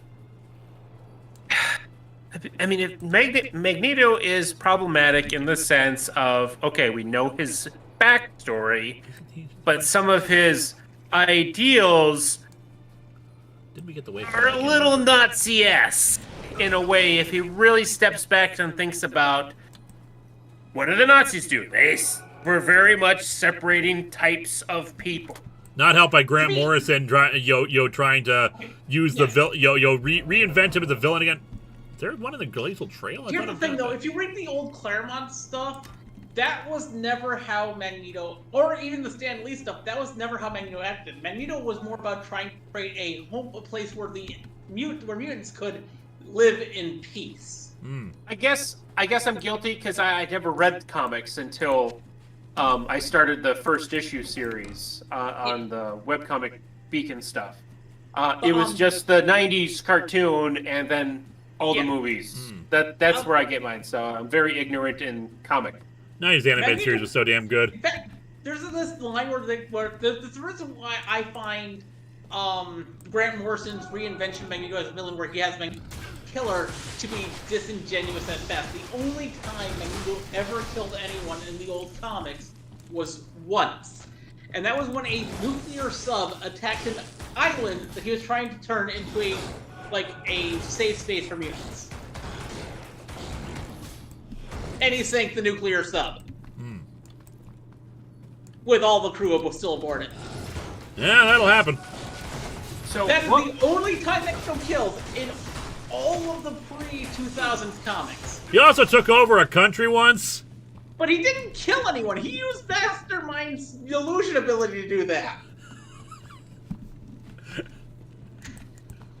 I feel like this is very much a well, he didn't technically do it himself kind of a thing. Yeah, look at that. Magneto has this thing of not killing people because he doesn't like killing. And then Morrison had Magneto kill so many people. Yep, to the point where they basically retconned it immediately afterwards with the new writer. Also because they wanted to have a heroic Zorn. Okay, here's the thing. I have huge problems with Morrison's run because the first thing Morrison did in his entire run was basically do a giant fridging. Got a question. Go ahead. What? My question is, Lewis. Yep. So what are the popular things to do right now while streaming? Now, granted, this is your playing games and such like that. Yep. Have you ever done? Because I don't follow you frequently because I have my own stuff going on. Have you ever done react videos, like react to like unusual memes and things like that? Because I've seen a whole bunch of them, and they're a lot better when you're actually watching people that you like reacting to them versus you just watching them by yourself. And I was just sort of wondering if you've ever done that. Not really. The closest I've come was I talked about this when I did the I basically reacted to all the Gen 2 beta Pokemon by loading up the demo. That's basically the Okay. closest we've got anything like that, because that's not really the kind of thing I usually like to do. Not my my jam and all that, but I get what you're saying. You don't like watching people die inside? I do that enough sometimes in the games when I'm playing them. Okay, but not like the meme videos that I'm talking about, and you just react to them and Exactly. people Yeah, I laugh know what you're along talking with you. about. Okay. All right. So back to X-Men. So I'm gonna get the name wrong. Who played Kitty Pryde? Kitty Pryde. That'd be Elliot Page. Elliot Page. Now, I remember them talking about. I remember seeing this in the news or whatever. Whether or not when they redo X-Men, if they would have Elliot Page reprise the role, and that would be. I saw the article. It was saying that it'd be fitting, given what X-Men originally was about, which was about those marginalized persons. Oh, actually, yeah, that would actually be kind of cool because once again, the movies are not the 616 universe. Yeah, that's a complicated question with that. And I would love to see Elliot Page play a new version of Shadowcat in the MCU. Because here's the thing, the X-Men have been pretty fluid when it comes to alternate universe versions of them. Like, It'd be Kit Page. Call him Kit Page. Kit There we go. Page, yeah. Alternatively, you know, we recast actors all the time for characters. We could give someone else a chance to try to make the role their own. True, but it's still something really cool about seeing a reprise, especially with that, and I think with, you know, the allegory of X-Men, which is, I believe, has basically been the ostracization of, you know, LGBTQ Basically, people, any marginalized people in general, for race orientation, etc., etc. especially during the Claremont era, because Claremont really wanted to make the X-Men gay. He really wanted to have more LGBT themes in the comics in the 70s and 80s. But there was one thing holding him back the entire time. The editor-in-chief. Right. Was that Bob Harris at the time? No! Somebody far more problematic. Jim Shooter. Jim Shooter. I was saying, the name was just, for some reason I kept wanting to say Jim Sterling, even though I knew that was wrong. That's a different person. Jim Shooter did not think that having LGBT elements in the X-Men would go over well. He was honestly probably right considering what the era it was, but it still would have been, you know, powerful. Yes, because some things that he wanted to do were things like have Kitty Pryde be revealed to be bi. Revealed. Yeah. Here we go. Well, I think this is it. I think we finally hit level 30. It's just in the community that I know. It just seems like such a minor thing now. But of course, for most everybody is not, you know, level 30 with it. You know, we need this as well.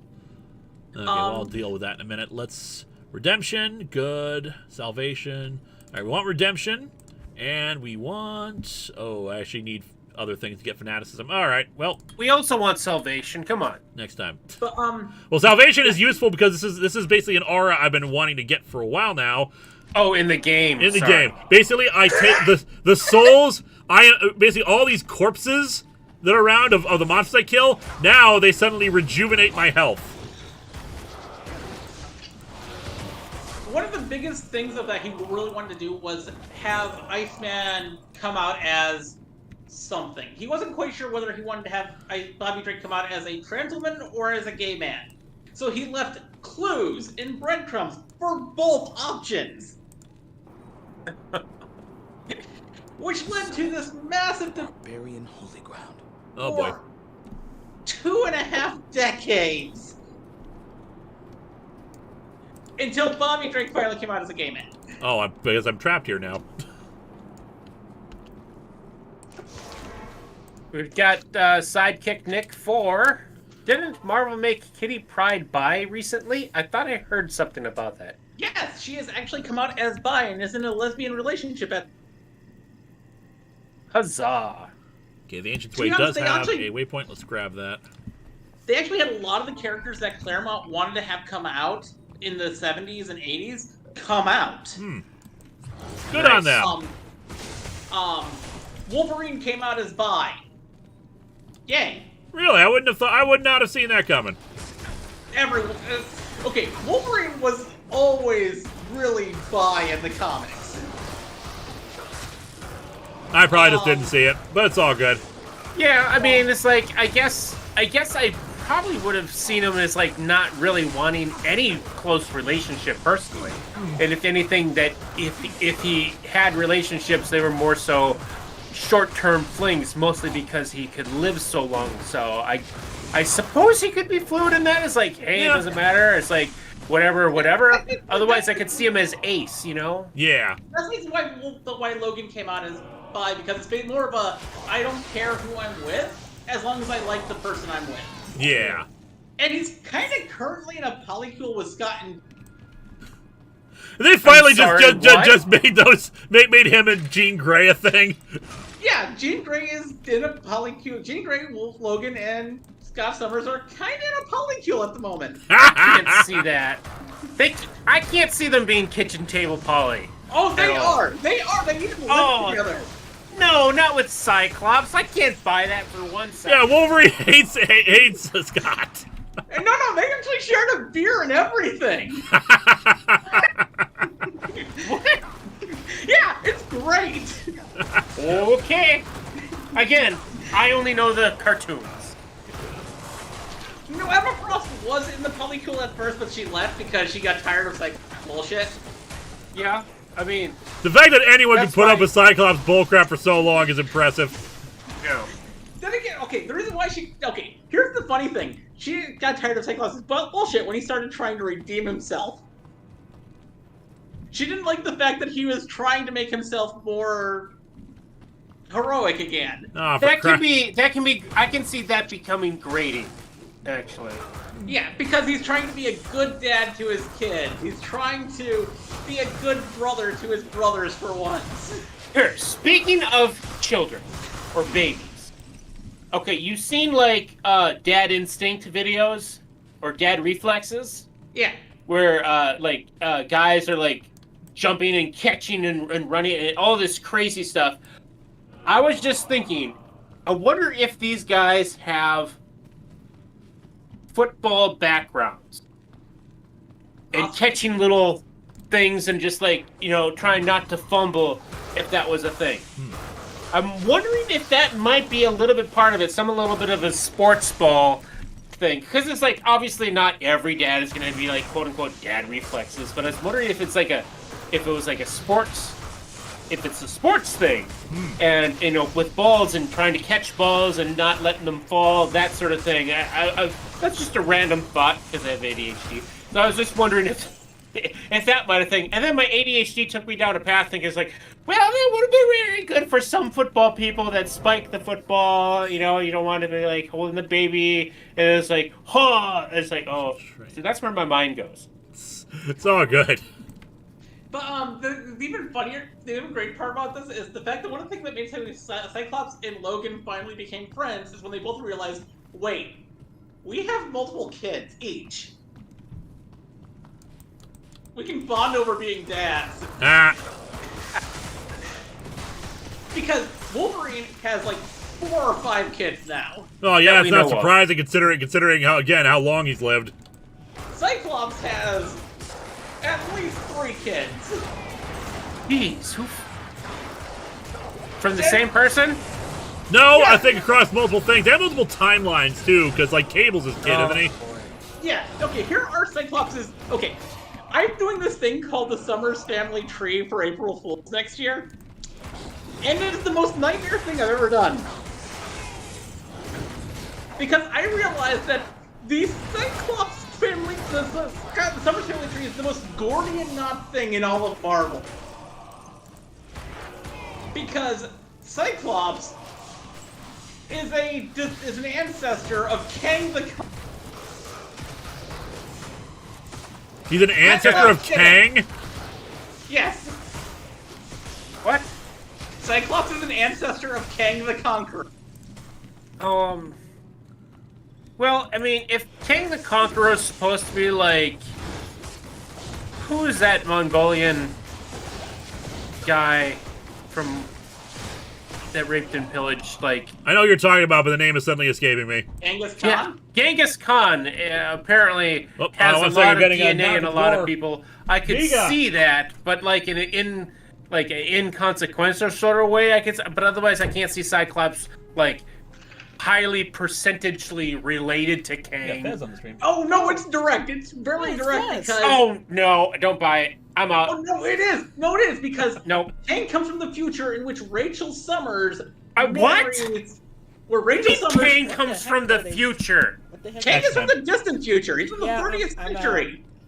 I'm not down. We got a Vega in here now. X is not gonna give it to you. I'm out. I was gonna give you a challenge where you have to sing a Christmas thing and then destroy everyone's Whamageddon streak, but no, y'all invoked X-Men. I don't fit in here. I'm all the way over here now. I'm alone. Love you. Love you too.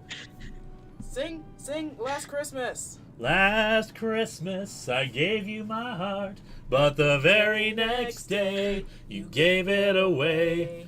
This year, to save me from tears, I'll give it to someone special. That's all we're gonna sing before the copyright bots claim this video. Did you hear me sing it through the walls? I did not, actually. Yeah, because it's in my head right now. I've got Deck the Halls in my head right now because I went on a brief Twitter thread about this last night. There's a lyric in it that is different than what I thought it was. Yeah, that tweet thread didn't need like 5 thingies. Yes, it did! I needed to justify it! Lewis, consolidate! Edit! This was important! Edit! This was important for the future of this song. Edit! Edit! Okay. Sometimes you need to be wordy. Love you, sweetie. Somebody mentioned that they thought that Kang was a descendant of Reed. He is, because Kang comes from a future in which Rachel Summers married Franklin Richards. So I'm glad you're a fan of the X-Men stuff because I could not stand this. because that okay, Kang is a descendant not just of Cyclops, Jean Grey, Reed Richards, Sue Storm. He's also a descendant of Doctor Doom, Hank Pym, and Nick Fury. It's getting really into fanfic territory. Kang because Kang comes from over 1,000 years into the future. He is a time traveler. I know, but still.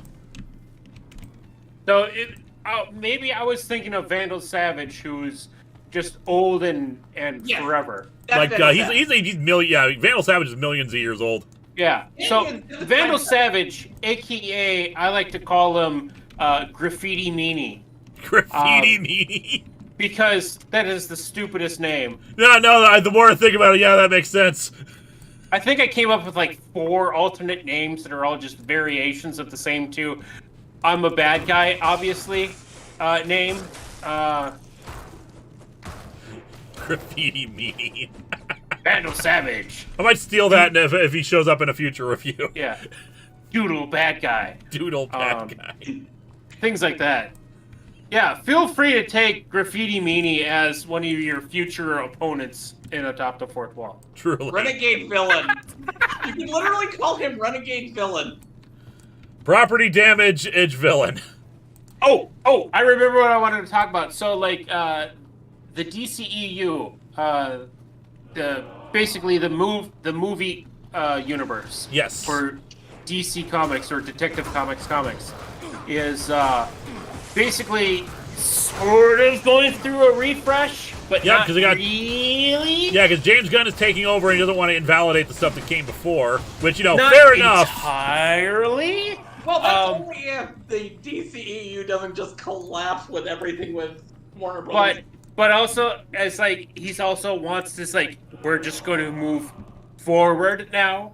We're not going to be worrying about blank and blank cuts from the past. We're just going to move forward. And I would like to just say that the new Detective Comics universe for the films is going to be called the DCFU, the DC Film Universe, or the DCFU. Oh, dear. Okay, so let me brush this up again. Yes, Kang is a descendant of a Stark. They just never said whether it was Tony Stark or Arno Stark. Who the hell is Arno? The actual child of Howard and Maria Stark. Okay, I just don't know comics. I'm just gonna tap out. Tony Stark is the adopted child of them. I don't recall that being a thing, but I'll take your word for it. Yeah, I plead complete ignorance willfully. I know Marvel more than DC. And I'm more of the DC guy. Which is Hi, I'm a DC. And I'm a Marvel. That series is still going, by the way. I know. I'm an Image. No wait. I'm a dark horse. Image Comics is actually doing really well right now. What does IDW stand for? There is a thing with it. I'm trying to remember. It's something like Illusion Design Works. I'm trying to remember. Illustrated Design Works, maybe. Something like that. You know what? I buy comics, but I don't read them. I have the entire run because, okay, a lot of stuff stopped during the pandemic. So I basically have the entire run of the Steven Universe comics. I have not read them. They're in a pile that I mean to read. And I think I've got a few others too. I think I've been collecting the animated series. I am totally at a loss for brains and names right now. I've been drinking. Who is the frickin' Joker's? Harley Quinn, the animated series comic, which basically takes place in between season 1 and 2. I still need to watching that. I have still not read it. The series is awesome. It is so good. Why can't they let the series writers write the movies? Because they know what they're doing. But they're not. But they're not movie authors like us. We know what we're doing. We know better than those silly comic books or TV shows. All this DC series on TV and short forms like that, they're so good. Yes. But the movie's so not. The last time I thought of DC movie was like a live action DC movie was really good. Actually, Suicide Squad, the last one, I haven't was seen that one yet. awesome. Yeah, the Suicide Squad was great. I finally watched that. I've got to watch, and I mostly watched it for James Gunn more than anything. Idea and Design Works, according to Sidekick Nick 4, is what IW stands for. See, what they did right in Suicide Squad is that they went there and they owned it. And that's why it was great, because it wasn't trying to be, oh, we need to be like realistic enough or people aren't good. No, we want freaking comic book style, crazy, awesome stuff. This universe is full of goofiness. Embrace it. Again, it's like that old like Twitter post. Well, we have DC. We have problems trying to make Wonder Woman fit in a modern context for people. Marvel, here's a raccoon with a machine gun. Yeah, that's one of the things I love about Marvel compared to DC. I started off reading DC, but DC kept on turning me away with their content. Like, let's revise our history. Let's reboot our history. Yeah, it's so hard to keep up. Yeah. Stop. Just stop. Stop rebooting. Why must you keep doing it? Just let it. Like, just tell the good stories. Maybe do an event on occasion. We don't need it annually. We don't need to reboot the multiverse every 5 minutes. We don't need another Batman.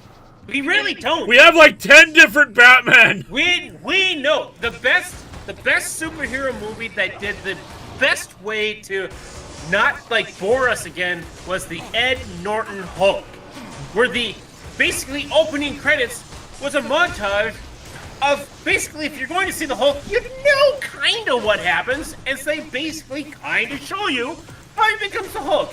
Great. We don't need to waste Act 1 doing that all crap, and we can get to what we actually want to do. MCU Spider-Man was smart like that too. We just have him already as Spider-Man, but we have to like give him some cooler tech. Yeah, and we see like little bits here and there in the story, like him making his own spider fluid in class, that sort of thing. Little things like that. We don't need a whole act dedicated to it. Yeah, and also just the reason why I like things like, well, I think some of the best Marvel movies have been like Thor Ragnarok, where they just embrace the silly. Yeah. Always go full Ragnarok, Kirby. I mean, the first Thor was like, it was pretty okay. good. It's like, you know, basic origin story does the job for new audiences. Yeah, it does the job, but it was a little too pedestrian. Then you have Thor 2, which was so slow and boring. Yep. I thought Thor 2 was interesting. I mean, it's like I didn't go into it with any expectations, and because it was like basically a different style, a different genre of movie, and it was actually very interesting. And then Ragnarok was like, okay, this is how it's got to go because this is wonderful, and this feels like comic books versus like Thor the Dark World or Thor Into Darkness was basically, it probably would have been really cool. It didn't necessarily need to be horror, but you know, it was very cool. Act 1 was very cool. Oh yeah. And I liked a lot of that, and then it was starting to become a little bit more, yeah. And then Thor: Love and Thunder was decent. Not as good as Ragnarok, but it continued on the kind of fun atmosphere, and it gave resolution to Jane. Yeah, but here's the thing, now they're going to be bringing Jane back again because, well, Hemsworth might be bowing out of playing Thor forever. Which is a shame considering he's so good at it and he clearly has so much fun with it, but I get it. You know, Yeah, you know why, right? Why's that? He has medical issues. Oh, yeah, he's basically got onset Alzheimer's or dementia. Ah, Yeah. okay, yeah, so Yeah, that makes sense. It's a shame, but I get it. Yeah, He has so onset Alzheimer's, and he said it himself that he doesn't want to wind up like Robin Williams, where he couldn't recognize himself on the screen. right. No, I get it.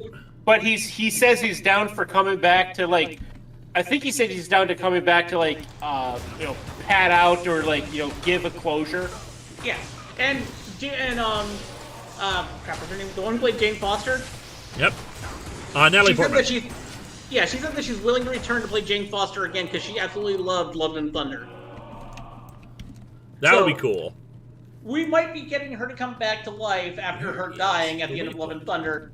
But then Spoilers! it's been several months! Several months. I haven't seen it yet. It's on Disney Plus! Yes, but still, this is why we don't share spoilers. Yeah, sorry.